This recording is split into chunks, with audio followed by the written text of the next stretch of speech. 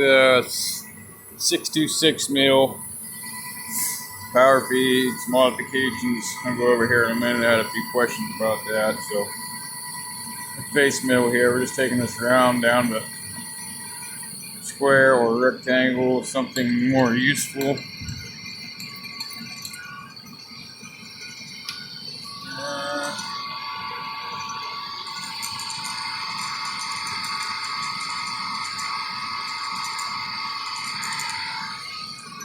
Got another 50 on.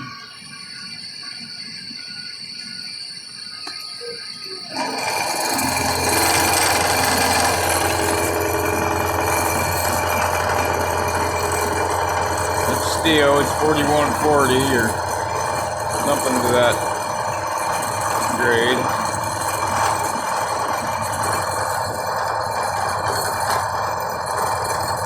Carbide face mill, I sharpened the carbide inserts myself, just on the grinder. All you gotta do is give them some relief. They'll cut nice. Not too much, you'll weaken the edge, but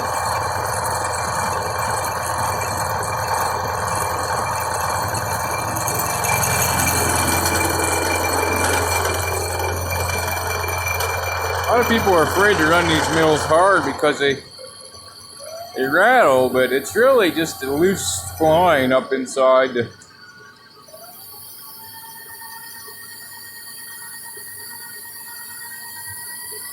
This has too much play in it, and that's what's clanking around. It's everything else can take it. Pretty good finish.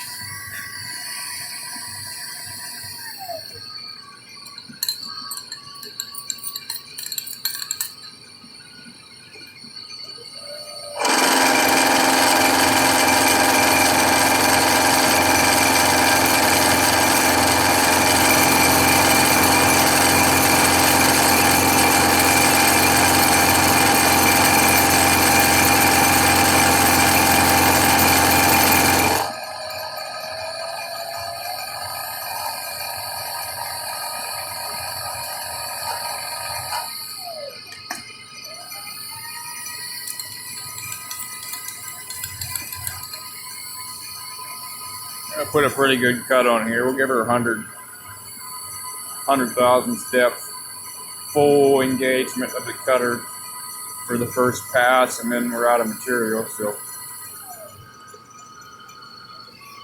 okay, right now we are at 107.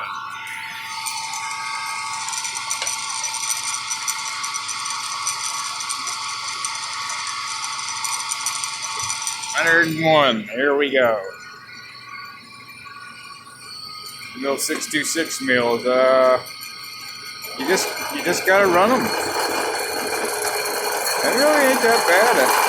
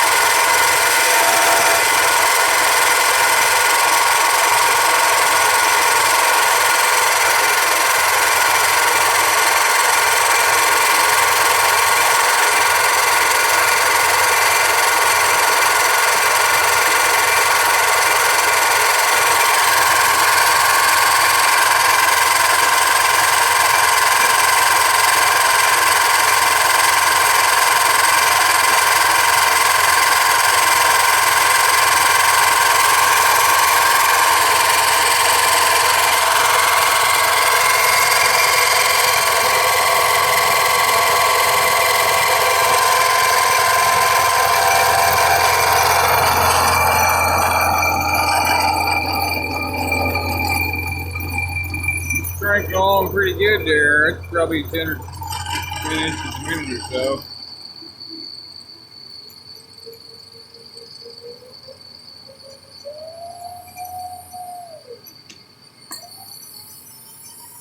I like to only go in one direction here. It seems to cut the best in one direction.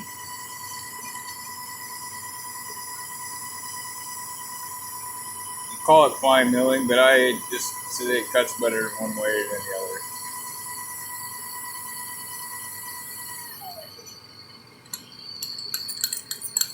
Get this little piece off here, and then we'll go over some modifications.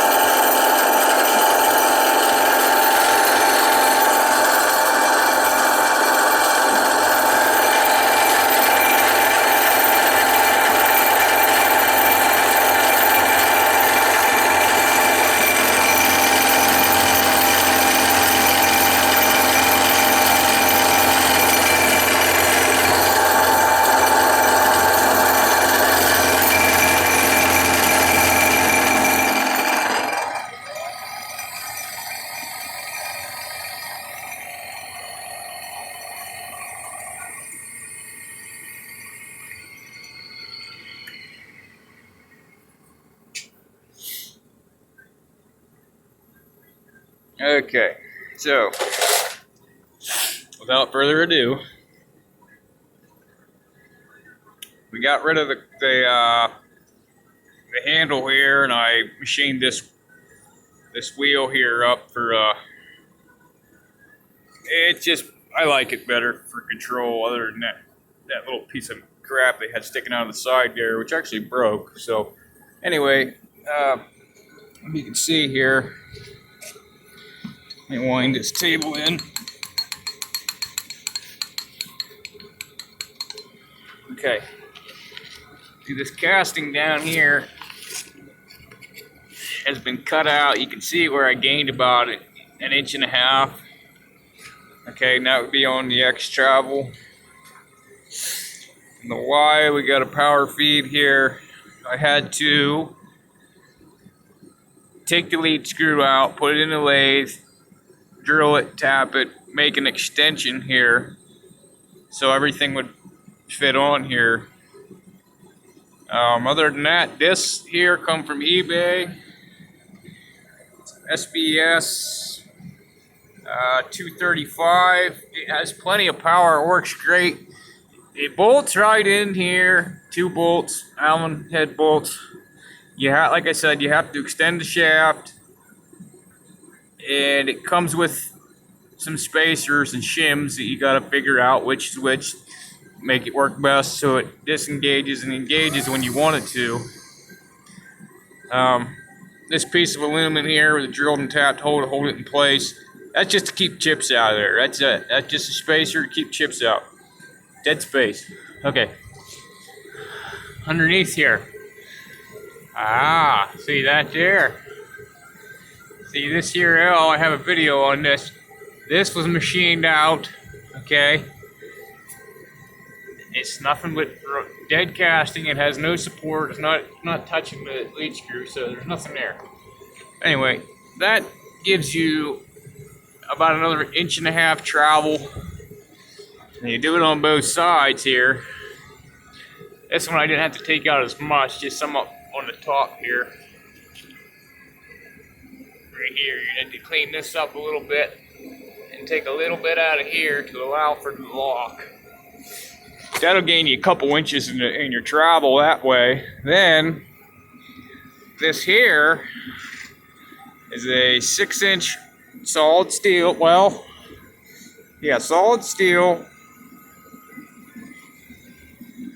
riser block. And I machined up, and then I covered it with Bondo and painted it to make it match the machine. But I got some high tensile strength bolts, and they run all the way through, clearing down into this casting.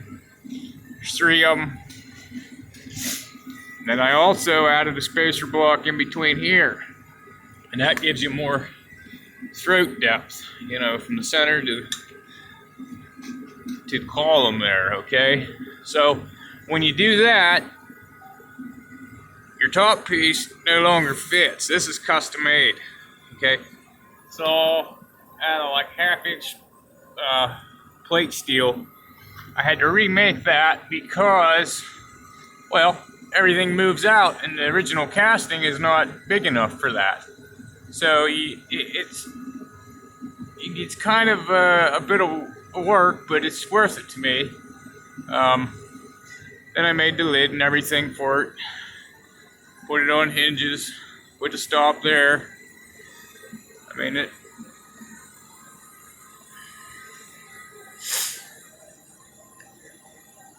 And what it does is it connects these two. So if you want to tilt the head or something like that, something stupid, which I would not do, you spend half of your life getting it back in tram. Okay? So, but anyways, it's bolted. There's bolts coming from here down into this, from here down into this. It's got a shim under it. That way they're the same height. But either way, it kind of helps support this a little bit, but it's more to connect them than anything, because nothing goes through here. This is dead space. Nothing in there. This connects to this, this connects to this. Okay, there's a boss on here. I got one made. I was gonna double it up, but I didn't. And okay, here it is. Basically, this is what you got here. There's a boss here on one side. Whoops, sorry. There's the boss on the one side. And a bore on the other. Okay. And then I slotted the bolt holes. Just it helps with alignment, really. And that goes right in there. Like that there. Okay. Boss goes into, I want to say, the big side. And this is protruding out, so it fits right in there nice and tight. I mean tight. You don't have to beat it in, but you got to kind of wiggle it in there. But it's a good tight fit. But you also got to make new bolts here.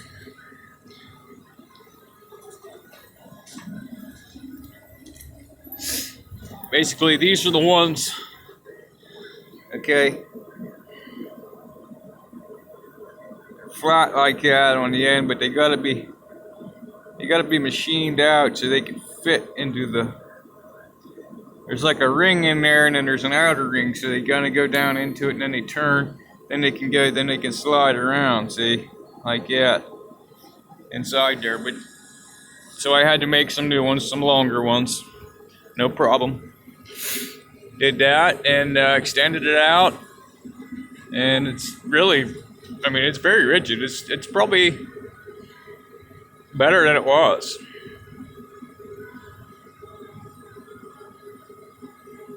But anyways, okay. And we got a scale on the side here for your height. Tells you your Z. That's not connected to the regular DRO, but it is just right here, one of these eye gauging deals. Oh.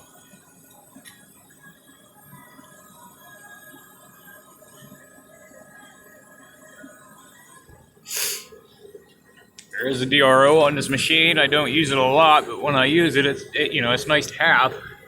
It's mounted on the front here. And there was another one mounted down here on the side, but I smashed it off the other day on accident because I added that extra travel and I didn't account for it when I put the DRO on. That wasn't done yet, so anyway, I forgot about it, ripped the fucker off. So there you go. Thanks for watching.